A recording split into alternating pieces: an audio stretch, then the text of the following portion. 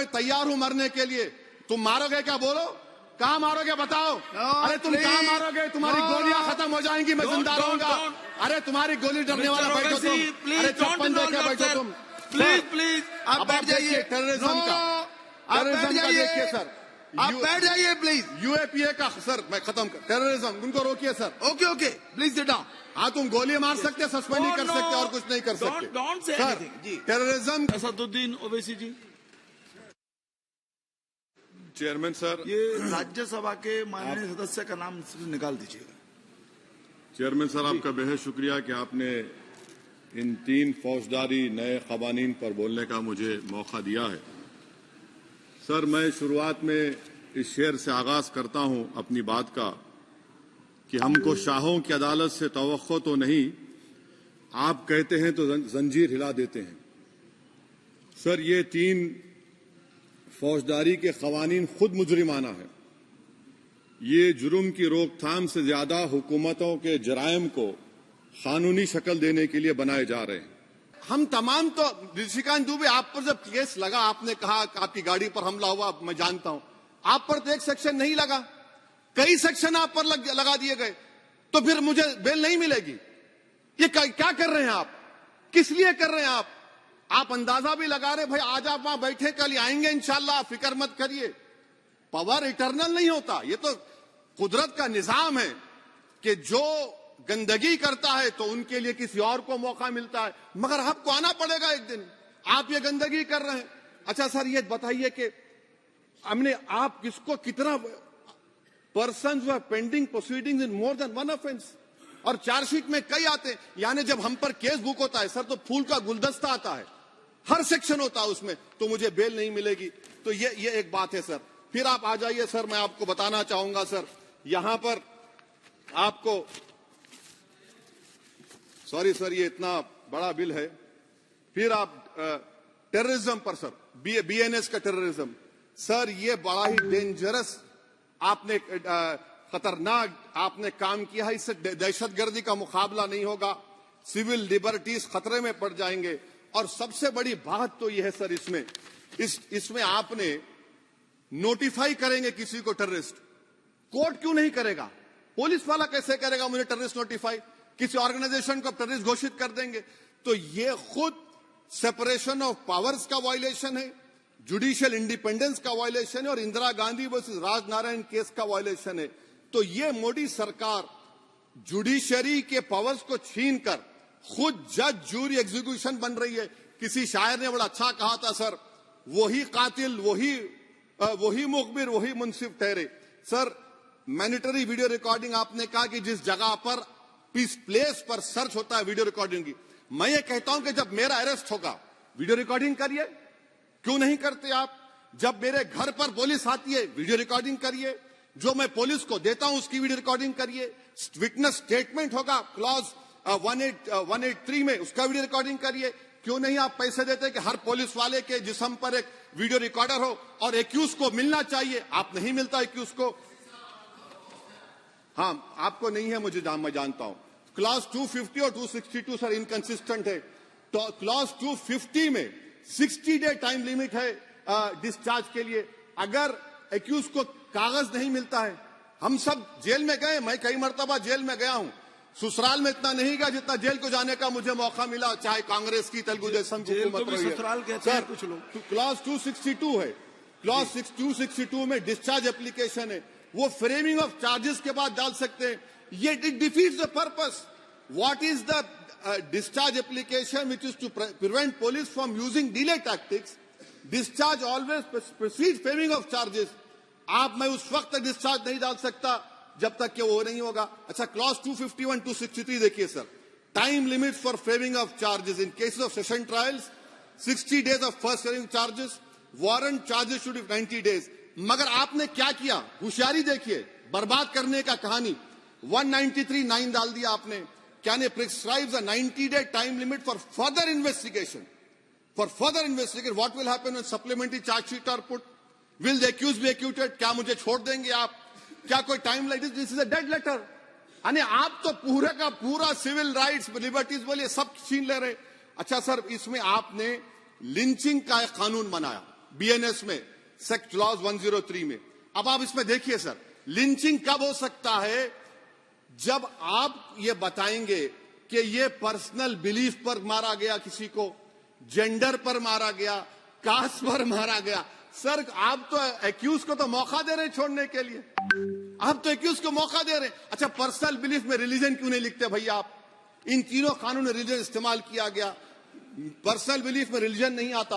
अच्छा सर, आप ये भी देख लीजिए कि 190 में अनलॉफुल असेंबली है, 5 और मोर एक्टिंग टुगेदर। फिर ये क्यों कर रहे हैं आप? 5 मिलकर भी मर्डर करेंगे तो एक 103 भी तो आपने कर दिया, तो इनका यानी ये तो इसका अनलॉफुल एक्टिंग टुगेदर है। अच्छा सर, मैं आपको बताना चाहूंगा, आपके ये बीएनएस का 172(2) आप देखिए कि पेटी केसेस में when the occasion is passed, किसका मतलब क्या है?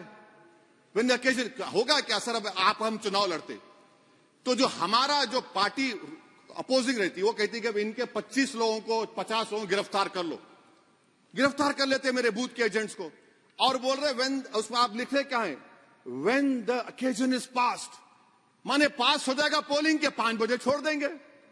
अरे आप अपना ही हाथ काट रहे हैं अपने आप। याद रखिए, आज आप मुस्कुरा रहे हैं, कल यहां पर बैठेंगे कि और कर देगा काम आपके ऊपर। अच्छा रेप सर, रेप क्या? रेप सिर्फ महिलाओं का होता है, मर्दों का रेप नहीं होता है क्या? आपका प्रोविजन नहीं है क्या? स्टॉकिंग नहीं होती है मर्दों की? अच्छा जस्ट होता है सर, आप हंस रहे हैं, होता है, होता है। आपकी हंसी इस बात का इकरार है कि आप जानते हैं किसका हुआ है। तो justice JS Verma sir, justice JS Verma का जेंडर न्यूट्रल बनाइए। अच्छा, क्लॉज 69 को, क्लॉज 69 लव जिहाद आ गया। देखिए सर, क्लॉज 6 लव जिहाद आ गया, उसमें बियॉन्ड रीजनेबल डाउट प्रूव ही नहीं कर पाएंगे आप।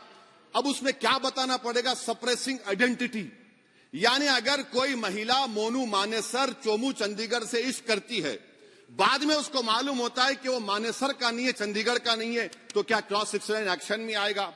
आप बताइए कि अच्छा अगर कोई ये कहेगा कि मेरा नाम, कुछ नाम है, कई कुछ नाम होता है जो कॉमन नाम होता है मुसलमानों में, दीगर मज़ाहिब में, तो क्या वो सेक्शन अप्लाई होगा?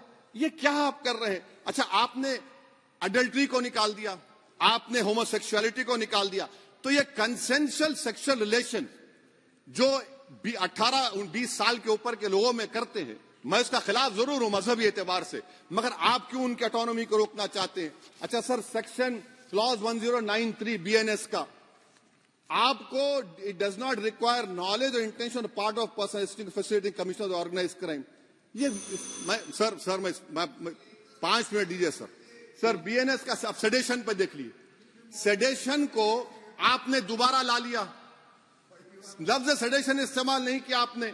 3 साल से 7 साल आपने सुप्रीम कोर्ट को अंडरटेकिंग दी थी कि प्रोविजन नहीं लाया जाएगा। तो चेयरमैन सर, यहां पर हिंदी के एक बहुत मशहूर कवि का वो शेर मुझे याद आ रहा है, मैथिली शरण गुप्त का, कि राज्य को यदि हम बना लेंगे भोग, तो बनेगा वो प्रजा का रोग, फिर कहूं मैं क्यों ना उठकर हूं, आज मेरा धर्म राजद्रोह।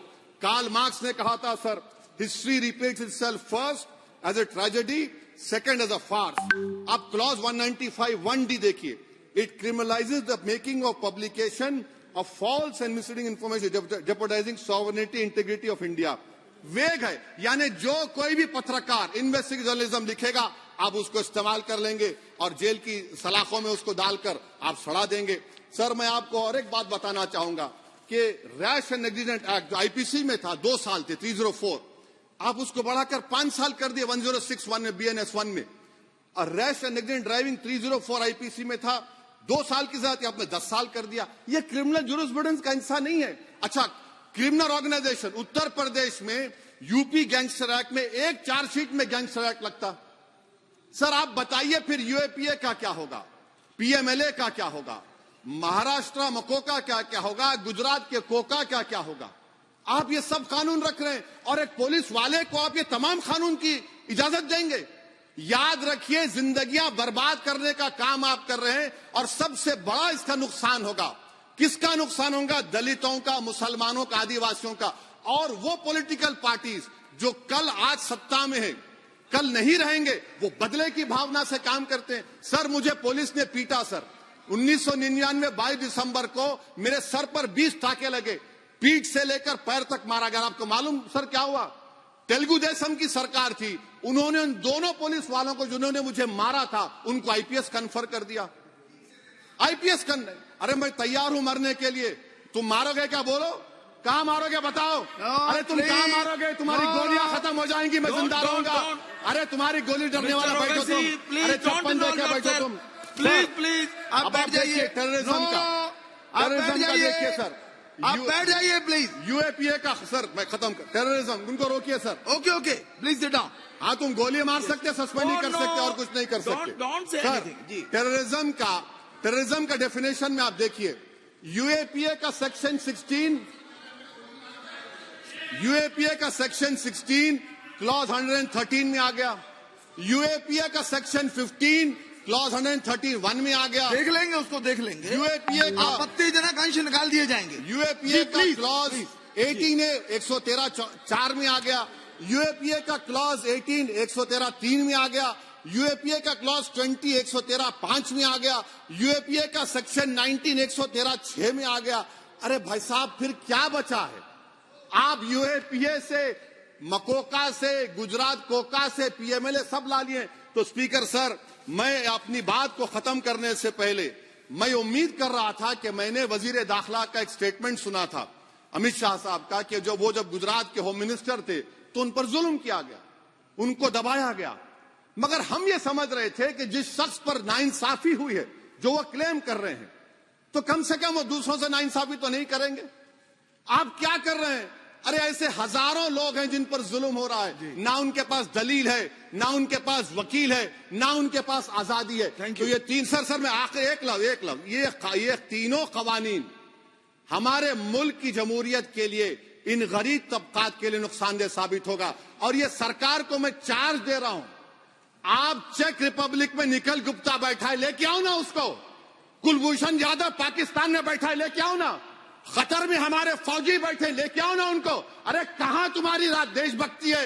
अरे निखिल गुप्ता को लाओ, इस कानून में इस्तेमाल करो। मगर वो नहीं बोलेंगे। मैं इस कानून के मुखालिफत में खड़ा हूं जो भारत की जमहूरियत के लिए खतरा बनेगा। शुक्रिया सर। श्री पुष्पेंद्र सिंह चंदेल, प्लीज।